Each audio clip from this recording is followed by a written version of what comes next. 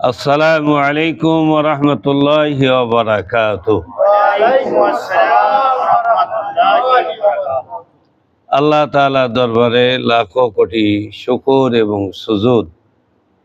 মহান আল্লাহ রাব্বুল আলামিন প্রতি জুমার রাত্রিতে আমাদেরকে কিছু সময়ের জন্য বুখারী শরীফ দর্শে বসার তৌফিক আল্লাহ দান করেছেন এবং প্রতি জুমার রাত্রিতে আমরা বসি। এই জন্য আল্লাহর দরবারে আমরা শুকরিয়া জ্ঞাপন করি। সকলে জোরে সোরে বলি আলহামদুলিল্লাহ। আল্লাহ পাকের শুকরিয়ার পরে রাসূল করিম সাল্লাল্লাহু আলাইহি সাল্লামের প্রতি দুরূদ ও সালাম। আল্লাহুম্মা সাল্লি আলা সাইয়্যিদিনা মুহাম্মদ ওয়া আলা আলি সাইয়্যিদিনা মুহাম্মদ ওয়া আলা আলিহি ওয়া সাহবিহি ওয়া বারিক ওয়া সাল্লিম। আজকে আমি একটি গুরুত্বপূর্ণ বিষয় নিয়ে আলোচনা করব। সেটি হলো এই যে কেমনে একটা মানুষ সারা রাত্র জেগে ইবাদত করতে পারে। আলহামদুলিল্লাহ বলবেন। এটা আল্লাহর রাসূল সাল্লাল্লাহু আলাইহি ওয়াসাল্লাম তার সাহাবায়ে কিরামদেরকে চমৎকারভাবে জানিয়ে দিলেন যে অনেকে দুর্বল থাকে, অসুস্থ থাকে এবং রাত্রতে জেগে জেগে সে ইবাদত করতে পারে না। কিন্তু আল্লাহ রাসূল সাল্লাল্লাহু আলাইহি সাল্লাম এমন কৌশল বাতলেই দিয়েছেন যে তার উম্মতদেরকে পার করে নেওয়ার জন্য বিভিন্ন কৌশল অবলম্বন করেছেন এবং যেগুলো উম্মত যদি আমল করে তাহলে উম্মত যথাযথভাবে সেই ইবাদতের মর্যাদা পাবে। قال رسول الله صلى الله عليه وسلم من صلى العشاء في جماعة আবারও বলছি من صلى العشاء في جماعة فكأنما قام نصف الليل ومن صلى الصبح في جماعة فكأنما صلى লাইলা কুল্লাহু। রাওয়াহু মুসলিম ও জামে তিরমিজি। আলহামদুলিল্লাহ। আল্লাহর হাবিব সাল্লাল্লাহু আলাইহি ওয়াসাল্লাম বলেছেন, খুব গভীর মনোযোগ যদি আমরা আমল করি কবরে, হাসরে, মিজানে, পুলসিরাতে, তাহলে এর সুবিধা আমরা পাব এবং বড় বড় মুসিবত থেকে আমরা রেহাই পাব। রাসূলুল্লাহ বলেছেন, যে ব্যক্তি ইশার নামাজ বা জামাত আদায় করলো, অর্থাৎ জামাতের সাথে ইশার নামাজ পড়লো, সেজন্য অর্ধেক রাত্র জেগে জেগে দাঁড়িয়ে দাঁড়িয়ে আল্লাহ তাআলার ইবাদত করলো। ফাকাআন্নামা নিসফাল লাইল। সহিহ হাদিস। কেমন যেন সে অর্ধেক রাত্র দাঁড়িয়ে ইবাদত করলো। আল্লাহ হাবিব সাল্লাল্লাহু আলাইহি সাল্লাম এরপরেই বলছেন, ওমান সাল্লা সুবহা ফি জামাআতিন ফাকাআন্নামা সাল্লাল লাইলা কুল্লাহু। রাওয়াহু মুসলিম। আলহামদুলিল্লাহ। রাসূল করিম সাল্লাল্লাহু আলাইহি সাল্লাম বলেছেন, ঠিক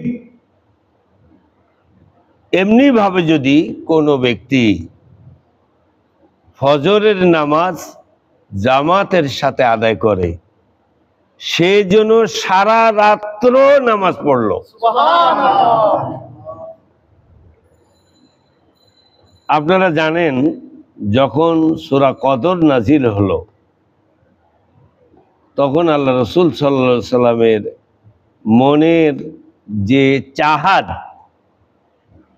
হুজুরের যে মনের আকাঙ্ক্ষা যে আমার উম্মতের বয়স কম, আমার উম্মত গড়ে 60 বছর বাঁচে, উম্মতের বয়স হলো 60। বুখারীর হাদিস, আল্লাহ হাবিব সাল্লাল্লাহু আলাইহি সাল্লাম বলছেন। তো এই অল্প বয়সে, এই অল্প সময়ে আমার উম্মত কেমনে পার হইব? এই জন্য আল্লাহ তাআলার কাছে কাকুতি মিনতি করলেন। আল্লাহ পাক সূরা কদর নাজিল করে দিলেন।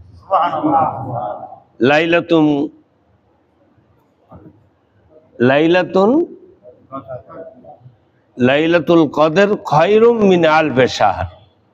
লাইলাতুল কদর খায়রুম মিন আলফি শাহর। লাইলাতুল কদরের একটি রাত্র 1000 মাসের চেয়ে উত্তম। 83 বছর 4 মাস। 83 বছর 4 মাস যদি কেউ একাধারে ইবাদত করে, যে পরিমাণ সওয়াব হবে, আল্লাহর হাবিব বলেন যে আমার কোনো উম্মত যদি লাইলাতুল কদর পায় আর সে যদি একটু কষ্ট করে জাগ্রত থেকে ইবাদত বন্দি করে, তাহলে সে 83 বছর ইবাদতের সওয়াব পেয়ে যাবে। ঠিক তেমনি ভাবে এই মুসলিম শরীফ এবং জামে তিরমিজির এই হাদিসে আল্লাহ রাসূল সাল্লাল্লাহু আলাইহি সাল্লাম কত সহজ করে দিয়েছেন যে আমার উম্মতেরা পার হবে কেমনে। এই জন্য আল্লাহর হাবিব বলেছেন, এশার নামাজ জামাতে পড়লে আর ফজরের নামাজ জামাতের সাথে পড়লে, আদায় করলে, আল্লাহ রসুল বললেন সাল্লাল লাইলা কুল্লাহু, সেই জন্য সারা রাত্র নামাজ পড়লো। তাহলে এই আমলটা আমরা করতে রাজি আছি তো? সকলে বলে আল্লাহুম্মা আমিন। বিশ্ববাসী, জগৎবাসী যারা আমাদের এই চ্যানেল দেখছেন, মাঝে মাঝে আমরা এভাবে আপনাদের মনের কিছু চাহিদা মেটানোর জন্য, আমলের জিন্দেগি গঠনের জন্য আমরা কিছু কথা বলি, যা পবিত্র সহিহ হাদিস থেকে বর্ণিত। আল্লাহর হাবিব বলেছেন। সুতরাং আমাদের এই কথা যারা শুনছেন, আশা রাখি আপনারা এরপর থেকে বা জামাতে নামাজ আদায় করবেন। আল্লাহ রসুল সাল্লাল্লাহু আলাইহি সাল্লাম আমাদের তৌফিক দান করুন বলে আমিন। রাসূলুল্লাহ সাল্লাল্লাহু আলাইহি সাল্লাম বলছেন, সলাতুল জামা তাবদুলু সলাতাল ফজ্র বেসাবে ও 20 দরজা। রাহু আবু দাউদ। সুবহানাল্লাহ বলবেন না? আল্লাহর হাবিব বলছেন, একাকী নামাজ পড়ার চেয়ে জামাতে নামাজ পড়া 27 গুণ বেশি সওয়াব।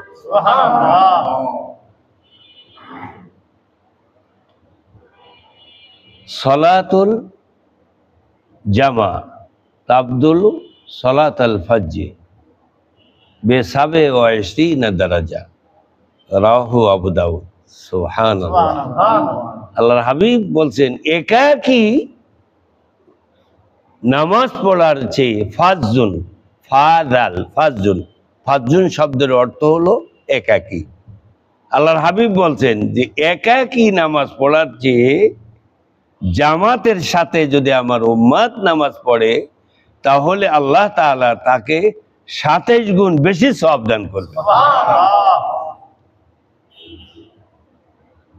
শুধু তাই না, উযু করার সময় উযুর সাথে সাথে গোনাগুলো ঝরে পড়ে যাবে এবং রুকুত থেকে সোজা হয়ে ওঠার আগেই জিন্দেগির গোনা মাফ হয়ে যাবে। আরো ফায়দা আছে, সেটা হলো যে আমরা অনেকে শুদ্ধভাবে কোরআন তেলাওয়াত করতে পারি না, কিন্তু যদি জামাতের সাথে আমরা নামাজ আদায় করি, তাহলে অনেক সূরা আমাদের মুখস্থ হয়ে যায়। সূরা ফিল থেকে সূরা নাস পর্যন্ত ইমাম সাহেবরা, খতিব সাহেবরা এটা তেলাওয়াত করে, বিশেষ করে মাগরিবের নামাজে। এ শুনতে শুনতে শুনতে শুনতে একজন সাধারণ মানুষও সহিভাবে কোরআন পড়তে পারে। এই যে জামাতে নামাজ পড়ার যে মানে নিয়ামত আল্লাহ রসুল সাল্লাল্লাহু আলাইহি সাল্লাম বলেছেন, এই নিয়ামত আল্লাহ পাক আমাদের সকলের নসিব করুন, বলেন আমিন। আমরা সকলে এই আমলগুলো করব, আল্লাহ তাআলা আমাদের তৌফিক দান করুন, আমিন। আসসালামু আলাইকুম ওয়া রাহমাতুল্লাহি ওয়া বারাকাতুহু।